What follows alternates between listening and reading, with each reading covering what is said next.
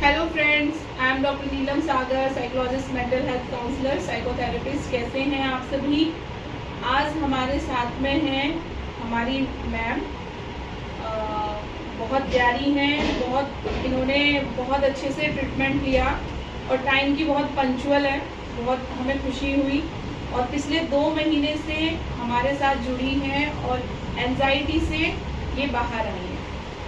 और हम बता दें, इन्होंने मार्क 21 डेज में ये एंजाइटी से 50% या 60% बाहर आ चुकी थी, लेकिन आज के समय बिल्कुल सही है मैम। और चलिए अब हम मैम से ही सुनेंगे कैसा रहा इनका सफ़र, बताइए मैम। मैं जब फर्स्ट टाइम आई थी तो मैंने आपका वो देखा कि नेट पे मेरे को उस समय इतना ज़्यादा रोना आता था कि मैं खुद भी बहुत परेशान रहती थी। एक दिन अचानक ही घर में इतनी टेंशन हुई, इसकी वजह से मैं बहुत रोई। तो मैंने सोचा कि चलो गूगल पे सर्च करते हैं कि किसी साइकोलॉजिस्ट को मुझे दिखाना चाहिए। मैंने सर्च किया तो उसमें ईश्वर की कृपा से पता नहीं आप ही का नाम आया, डॉक्टर नीलम सागर। उनसे फिर मैंने तुरंत कॉल की, गुड़िया ने उठाया होगा शायद, तो उन्होंने बताया कि आप इस समय से इस समय तक क्लिनिक खुलेगा तो आप आइए।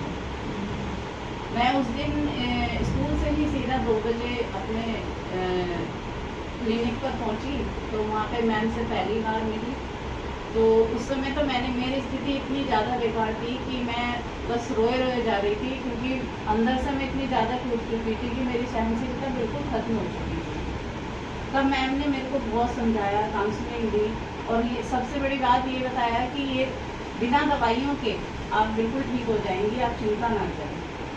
मैंने भी सोचा कि शायद मान के देखती हूँ, क्योंकि बहुत लोगों से सुना था कि काउंसलर जो होते हैं वो मतलब काउंसलिंग तो कर लेते हैं, फिर कुछ समय बाद वैसे ही हो जाता है। लेकिन मैम के बाद इतनी थेरेपी लेने के बाद और साथ ही जो उन्होंने एक्सरसाइज बताई घर पे करने के लिए, मैंने वो भी की। उनसे आज मुझे इतना इम्प्रूवमेंट है कि आज मैं वास्तव में जब भी अब आती हूँ तो मैं हंसते हुए आती हूँ।